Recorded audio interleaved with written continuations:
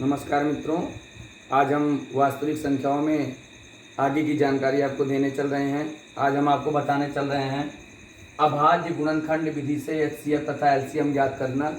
आपको क्या बताने चल रहे हैं? अभाज्य गुणनखंड विधि से एचसीएफ तथा एलसीएम ज्ञात करना। इसके लिए कुछ चरण आपके लिए लिख दिए गए हैं, इनको आप नोट कीजिएगा जरा। सबसे पहले हम क्या करते हैं, दी गई संख्या का अभाज्य गुणनखंड कर लेते हैं। आपको जो भी संख्या दी गई हो उसका अभाज्य गुणनखंड करेंगे। पहले गुणनखंडों को घात के रूप में लिख देते हैं। दूसरा काम क्या करते हैं आप, फैक्टर्स को घात के रूप में लिख देते हैं। उसके बाद आप क्या करते हैं, एचसीएफ के लिए चरण सार्वनिष्ठ गुणनखंड। सार्वनिष्ठ गुणनखंड मतलब कॉमन फैक्टर। तो जो छोटी पावर का कॉमन फैक्टर हो उसको क्या करते हैं, उसको ले लेते हैं, उसको लिया जाता है। और एलसीएम के लिए सभी बड़े घात वाले गुणनखंड को लिया जाता है।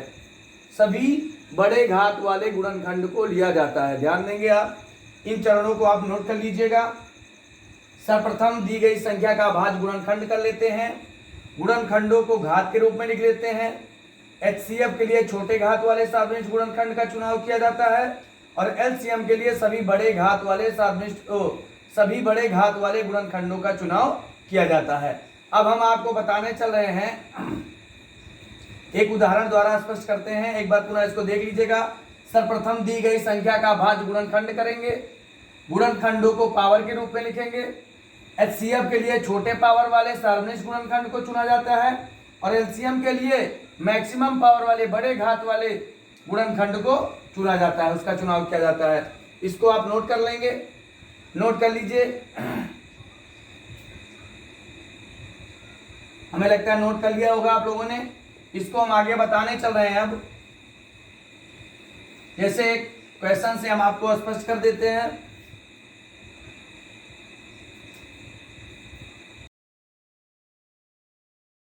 तथा 44 का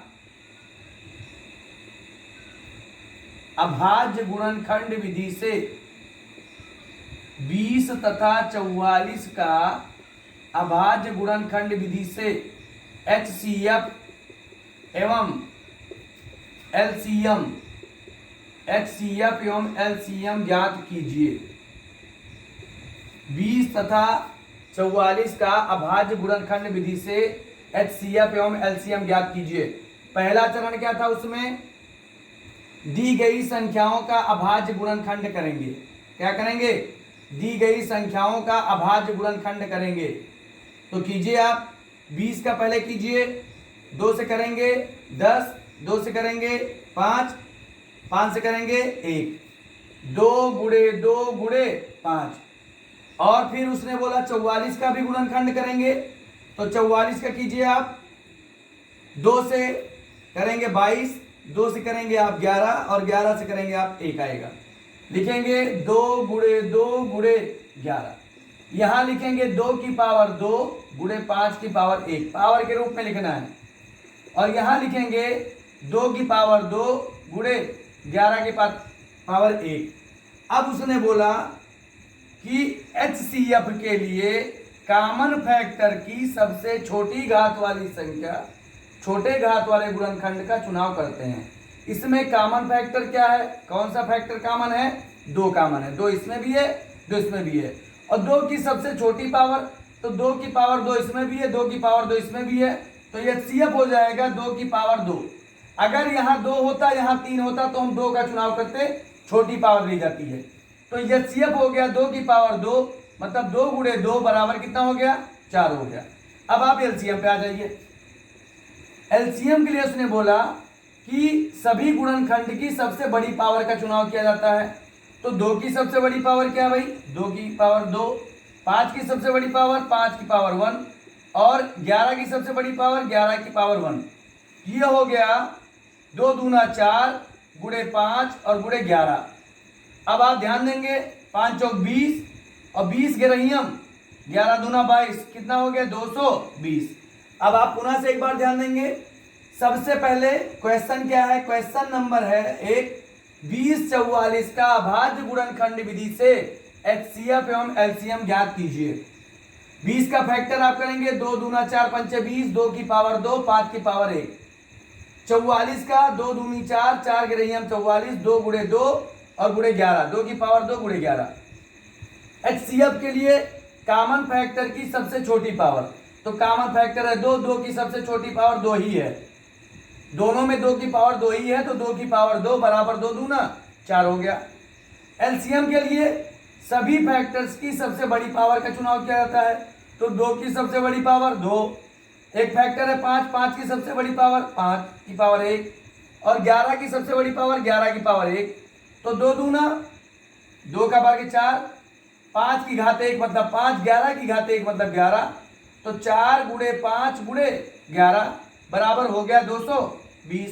पुनः आप ध्यान देंगे HCF के लिए कॉमन फैक्टर की सबसे छोटी पावर और LCM के लिए सभी फैक्टर्स की सबसे बड़ी पावर। एक दूसरा क्वेश्चन हम लेते हैं, कोई हड़बड़ी नहीं, सीखिए। अब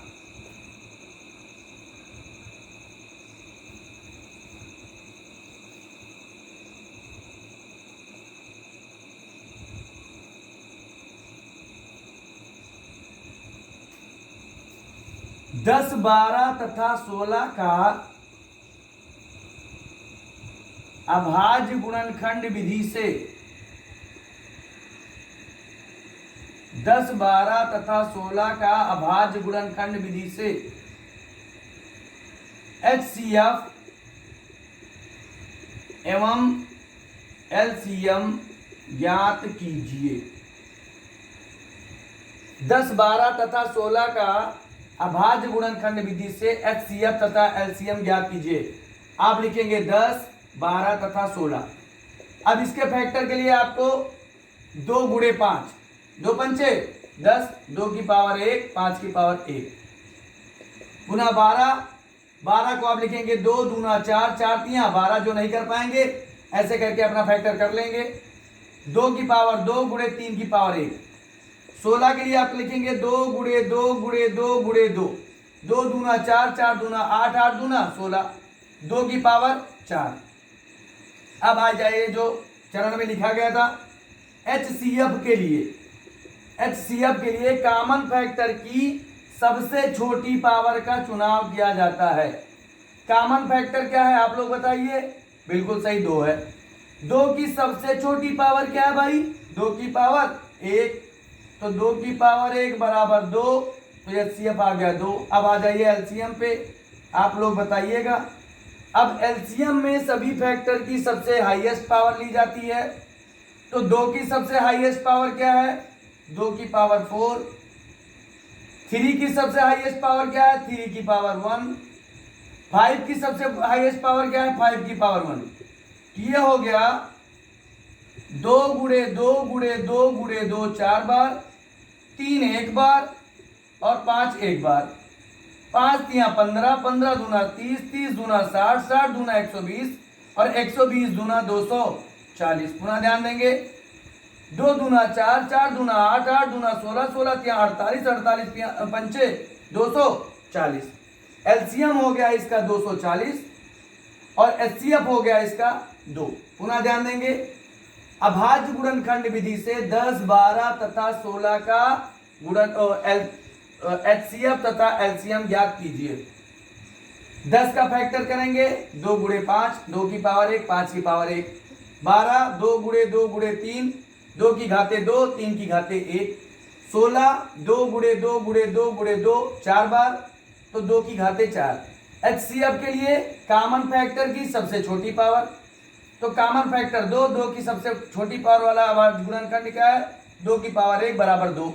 LCM के लिए सभी गुणनखंडों की सबसे बड़ी पावर, 2 की सबसे बड़ी पावर 2 की घाते 4, 3 की सबसे बड़ी पावर 3 की घाते 1, 5 की सबसे बड़ी पावर 5 की घाते 1, तो 2 4 बार, 2 गुणे 2 गुणे 2 गुणे 2, 3 एक बार, 5 एक बार, तो 3 40। LCM आ गया 240 तथा HCF क्या आ गया? 2। पुनः एक उदाहरण से आपको हम समझाते हैं, उसके बाद आपको अभ्यास के लिए प्रश्न करना पड़ेगा। इसको नोट कर लेंगे। बिल्कुल नोट हो गया है तो आगे बढ़ा जाए अब।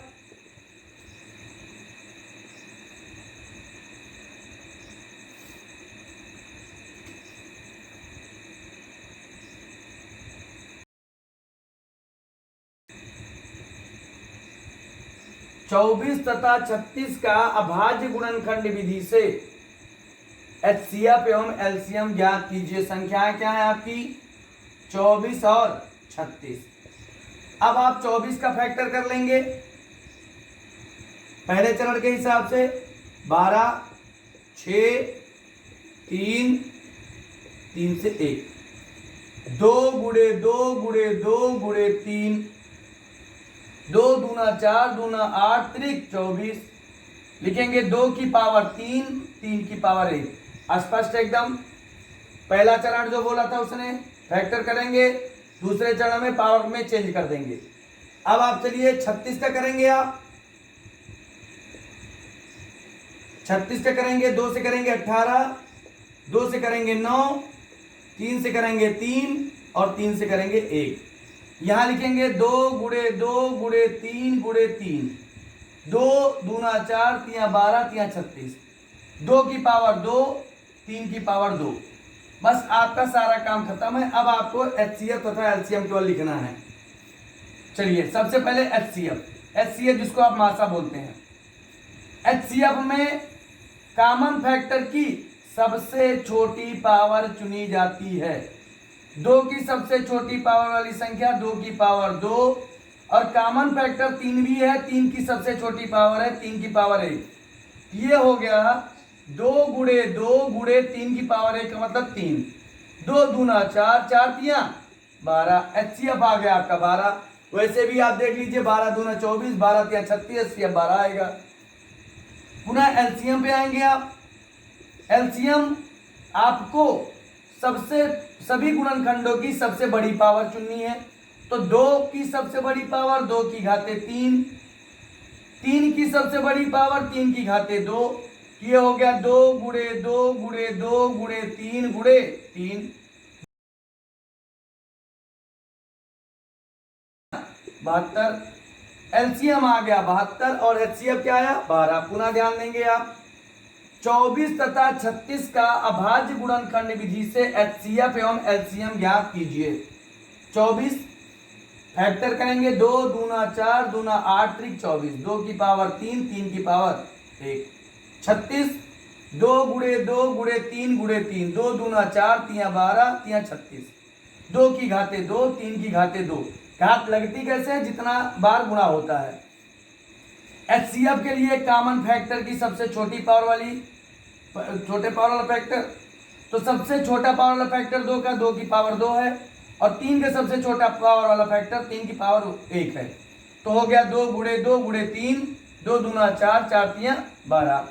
एलसीएम के लिए 2 के सबसे छोटा पावर 2 की पावर 3, 2 का सबसे बड़ा पावर। एलसीएम के लिए बड़े पावर को चुनते हैं। तो 2 के सबसे बड़े पावर है 2 की पावर 3, और 3 का सबसे बड़ा पावर है 3 की पावर 2। इसमें क्या करते हैं? कॉमन फैक्टर लेते हैं एचसीएफ के लिए। एलसीएम के लिए कॉमन की आवश्यकता नहीं, सभी गुणनखंड के सबसे बड़े पावर चुने जाते हैं। तो 2 गुणे 2 गुणे 2 और गुणे 3 2 बार है, तो 3 गुणे 3, तो 3 त्रिका 9 दूनी 18 दूना 36 दूना 72। एलसीएम आ गया 72 और एचसीएफ आ गया 12। आपको 3 क्वेश्चन के माध्यम से बात स्पष्ट कर दी गई है, आपको चरण समझा दिए गए हैं। मुझे आशा है कि आपको ये सारी बातें समझ में आई होंगी। चरण को एक बार फिर से बता देते हैं। आप लोगों को सबसे पहले क्या करना है? जो आपको संख्या दी रहेगी उसका भाज्य गुणनखंड कर लेंगे। गुणनखंड करने के पश्चात उसको पावर के रूप में कर देंगे, जैसा हमने लिखा है पावर के रूप में। फिर आप एचसीएफ लिखेंगे।